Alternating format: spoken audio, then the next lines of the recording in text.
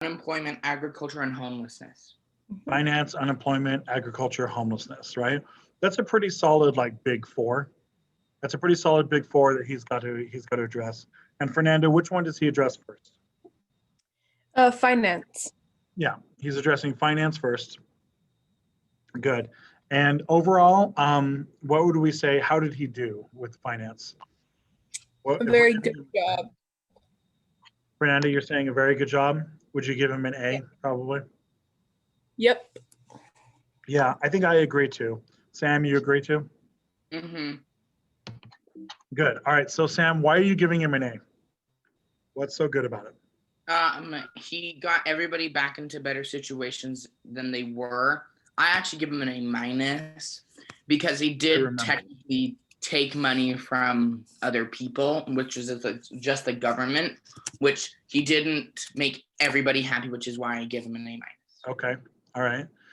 So Kelvin, what specific banking problem was FDR trying to fix right away?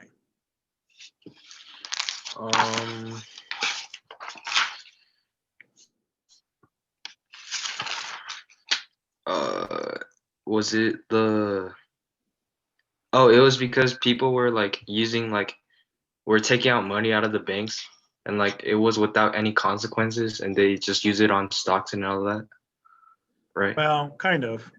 So there's two problems. One, they're buying stocks with debt. And then the other one, people are taking too much money out of the banks, and what's happening to the banks? They're going out of business. Yeah, they're getting shut down. What's the term for that called? Fernando, help him out. What's that term? Bankrupt? Bank run. A bank run. Oh. Right? Okay, so he stops the bank runs. He fixes the stock market. This is pretty good. All right, let's move on to our next category, unemployment. Unemployment. Okay, so in unemployment, he's going to start a whole lot of different agencies. He's going to start dozens and dozens of agencies. I'm going to give you just the big ones, right? I'm going to give you just the really big ones. Okay, so the first really big one is called the PWA, the Public Works Administration. Now, the PWA is focused on big public projects. These are things like building dams and bridges and stuff like that. Dams, bridges, roads, that kind of stuff.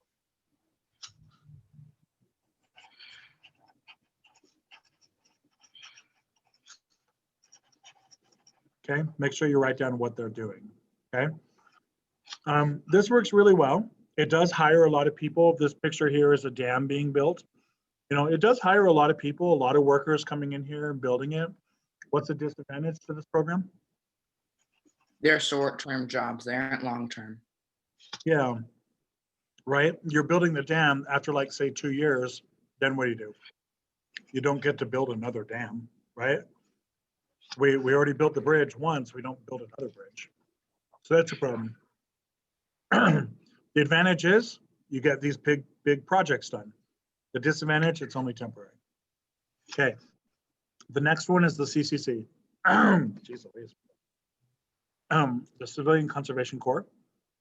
This is going to be focused largely on environmental problems. So they're going to work on like planting trees, planting grasses, you know, trying to solve the Dust Bowl. This also, they're going to do a lot of stuff like doing like flood relief, like building up like canals and stuff that you can use to stop floods. Okay. Again, what's the problem here though? It's temporary. Again, temporary, right? Once we've planted all the trees, I mean, it's great we have trees, right? It's great we can solve the Dust Bowl, and it's great that we can not have a flood. That's awesome, right? But again, what are you going to do after it's done? All right. The next one is kind of a little bit kind of funny one in some ways. The Tennessee Valley Authority, the TVA. Okay, the Tennessee Valley Authority is going to largely be building like dams and power plants across the South and trying to bring electricity to all these southern states.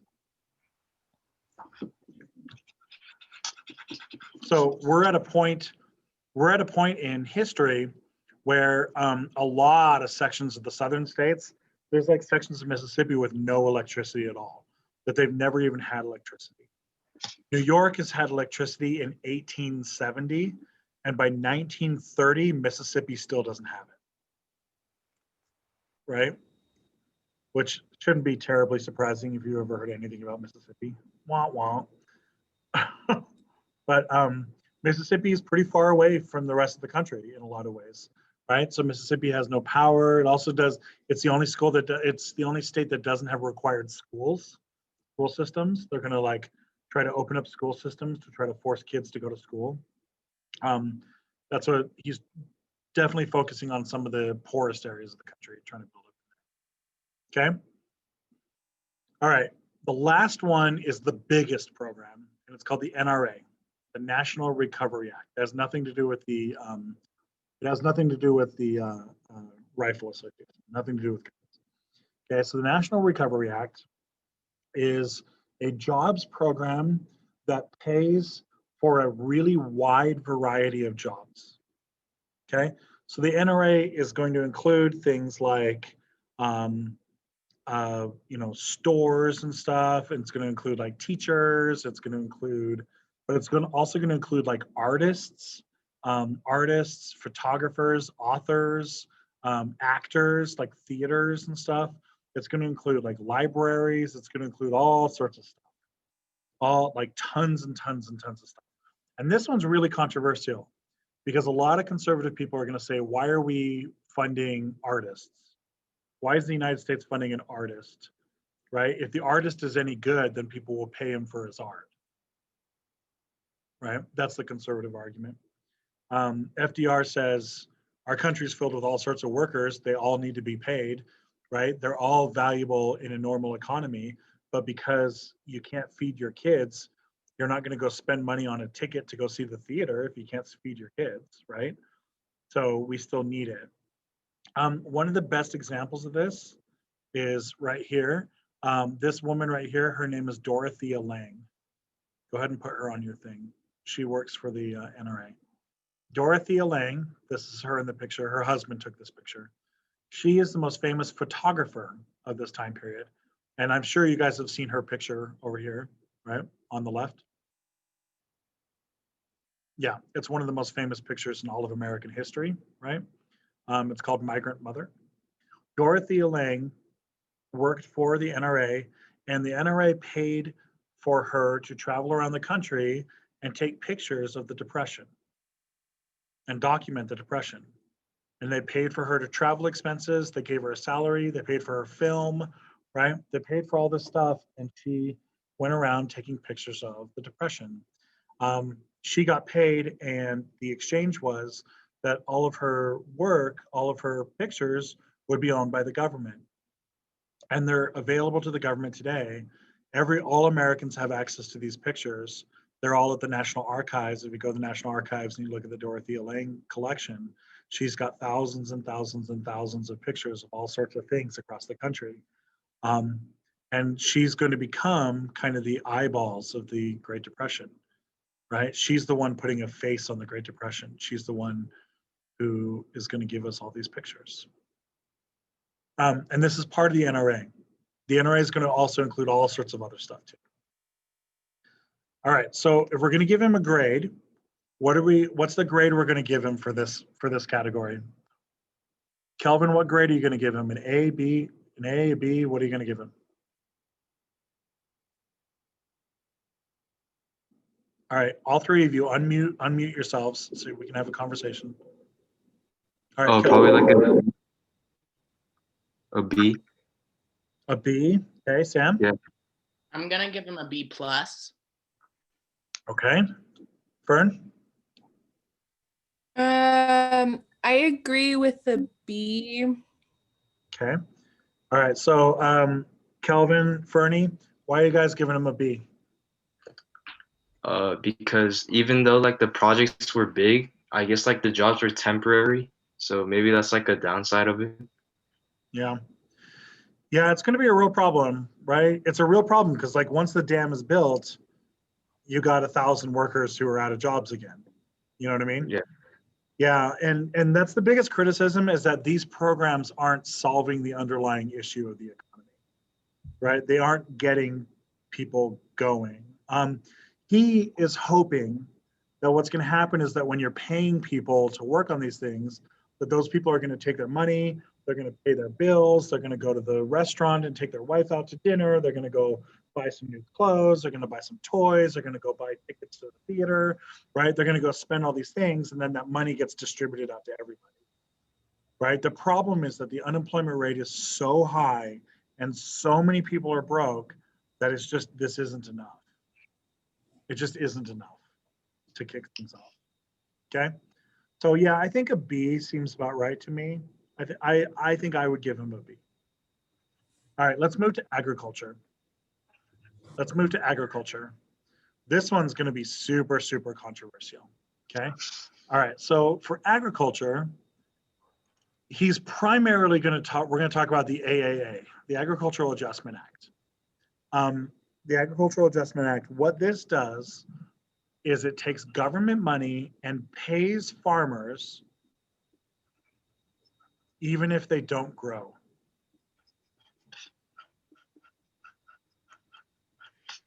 It's going to pay farmers, oftentimes pay farmers not to grow, in fact.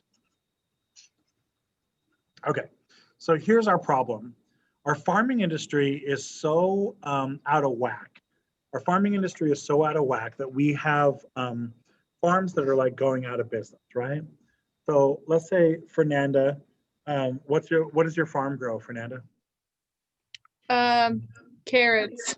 Carrots. All right, the great carrot farm, Gonzalez Carrots, right? It's great, the best carrots in the town, right? Now, Sam and Calvin, you guys both grow carrots too, but your farms aren't nearly as good as Fernanda's. Hers is really, really good, right? And what ends up happening is we'll have a year where Sam grows 500,000 carrots, right? Kelvin grows 500,000 carrots, and then Fernanda goes nuts and she grows 1.5 million carrots, right? And you guys all take it out to the market. You take it out to the market, and Fernanda grew so many carrots that the price of carrots drops. And what ends up happening is Sam and Kelvin, you guys end up making less than half of the amount of money that you were supposed to. And Fernanda even cut herself down, and she only ended up making about half as much money.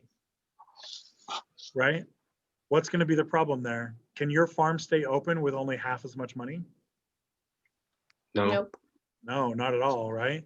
So let's say the next year, Kelvin, sorry, bud, you didn't have any money saved, so your farm goes under. Your farm goes out of business. Sorry, that's the way it is, man. It's a rough world for a carrot farmer. And, right? So Kelvin goes out of business. Sam is barely holding on, barely, right? Fernanda's doing okay. And so then the next year, what happens is they do this again, but again, too many carrots. The prices are fluctuating back up and down. Okay. Eventually, what's going to happen is at a certain point, all of your carrot farms are going to go out of business. The AAA is trying to avoid that. It's trying to avoid farms from going out of business. Now, what's the unique problem that if a farm goes out of business, why is that extra important as opposed to some other business? Like if a yoga studio shuts down, what happens? People aren't doing that, but if a farm shuts down, then people aren't going to be able to eat. Yeah, so the first problem is if a farm shuts down, people starve, right? So that's a real problem. That's a real big problem. If the farm shuts down, people starve. The second big problem is if a yoga studio shuts down, like let's say Sam's yoga studio shuts down on Monday, what's to prevent Kelvin from opening up a new yoga studio next week? He can, right? All you need is like some candles and a mat and stuff, right? Cool, right? And so, so yoga studios are pretty easy to open up again, right? Like a shoe store is really easy to open up. There's a lot of things that are easy to open up. What about farms? Are they easy to open back up again? No. No. No. Even in the best case scenario, a farm still takes like half a year or a year to grow because you got to grow those carrots, right? Those carrots aren't just going to come out of nowhere. Those carrots take months and months to grow. So this is a real problem. What the AAA does, and this is your next line down, the AAA pays farmers in order to keep a stable food, a stable supply of food. So they'll go up to Sam and they'll say, all right, Sam, you need $1 million to keep your farm running. We're going to pay you $1 million this year. Right? So Sam grows his carrots, he sells his carrots, and Sam you only made $700,000. So they'll pay you the extra 300,000. Right? But they also go to Fernanda and they say, all right, Fernanda, we want to keep the Sperry farm and the Che farm open. And so we're gonna pay Gonzalez $1 million worth of carrots. And if you grow more than that, we're gonna burn them. So Fernanda gets $1 million worth of carrots. And then let's say you made, $1.5 million worth of carrots. They're gonna take that other $500,000 and just burn them. They're gonna throw them away. In fact, this is a picture right here of them doing that to cows. These are extra cows. These are extra cows that the government didn't want.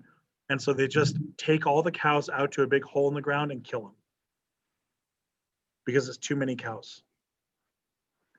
Right? There's one point where they killed 20,000 pigs.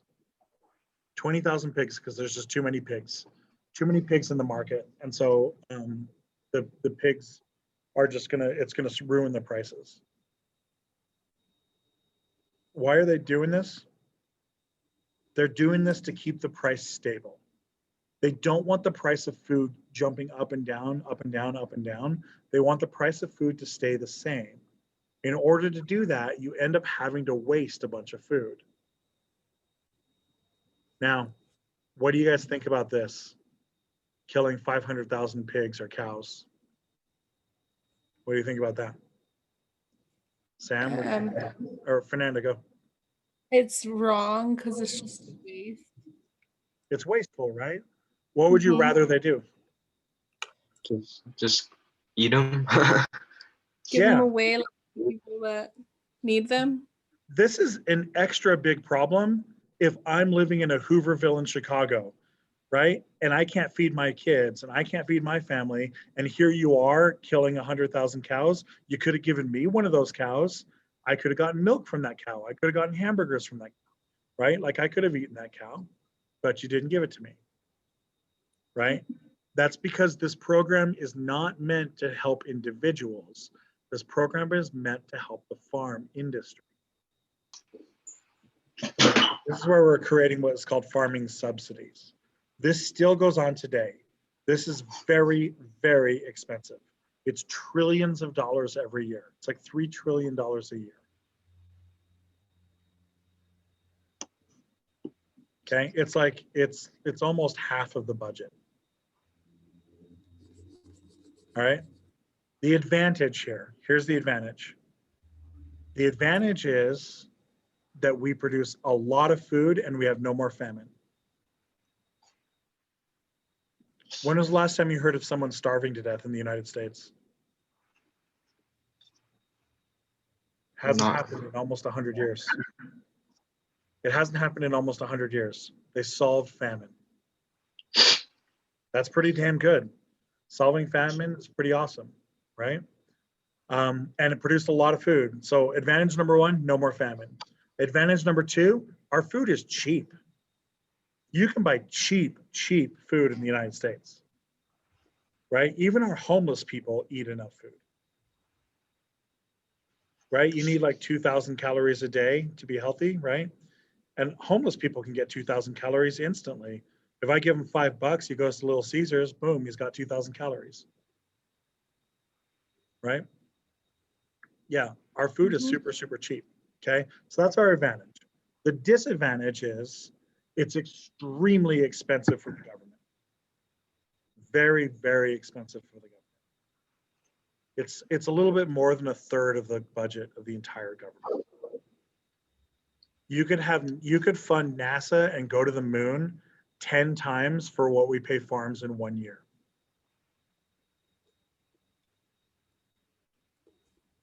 Okay, So extremely expensive for the government. And number two, it produces a lot of waste. We only eat about 40% of the food we grow. We're wasting 60% of our food. Well, that's not true. We're not wasting 60% of our food. A lot of it we use to feed animals. A lot of it we'll use to feed like cows and things, right? And then some of it we use to turn into like ethanol for cars, for gas and stuff, right? But we are definitely throwing away about, say, 25% of our food. Definitely, we're just throwing it away, right? Here's the thing. The United States produces enough food that if we wanted to feed the entire world, we could. We could feed the entire world. That's how much food we produce. Right? Which asks the question, what? What's the question on your mind, Sam? Why don't we? Are you muted, Sam? I can't hear you. Can't hear me? I can barely hear you, yeah. Fernando, what's your question? What's the question? Oh, why don't we feed There you them? go. That's the natural question, right? If we could feed the entire planet, why don't we? I think you guys can already know the answer to that. What's the answer? Think it through. I think you guys already know. What's the answer, Calvin?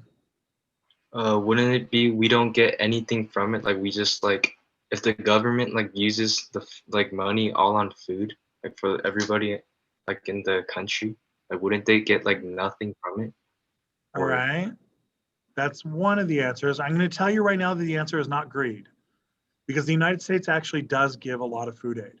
We are actually like 60 or 70% of all the UN food aid going out to like Ethiopia and countries like that.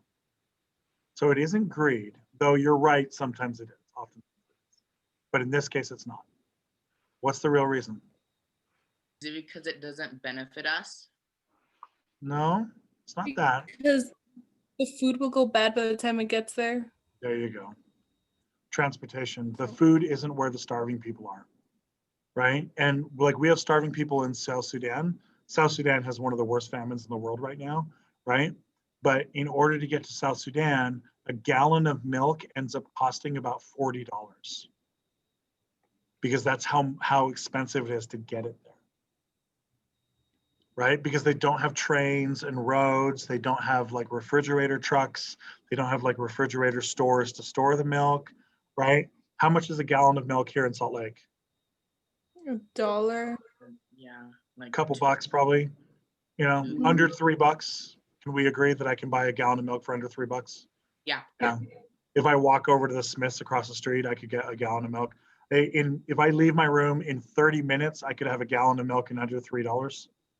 Mm-hmm. Yeah. That seems realistic. Yeah. Well, in countries like South Sudan or Ethiopia and stuff, you can't do it because that infrastructure is gone. It's not there.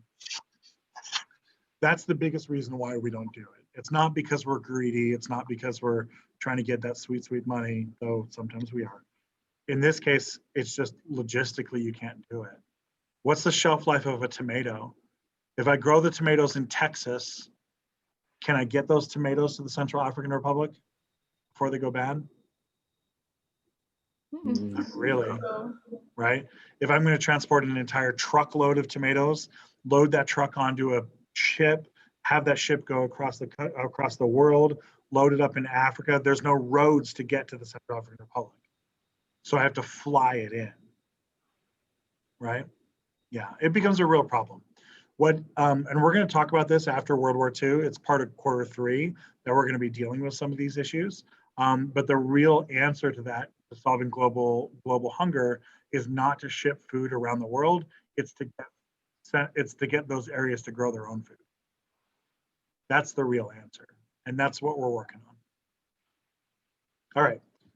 You guys feel okay? Do we have any questions?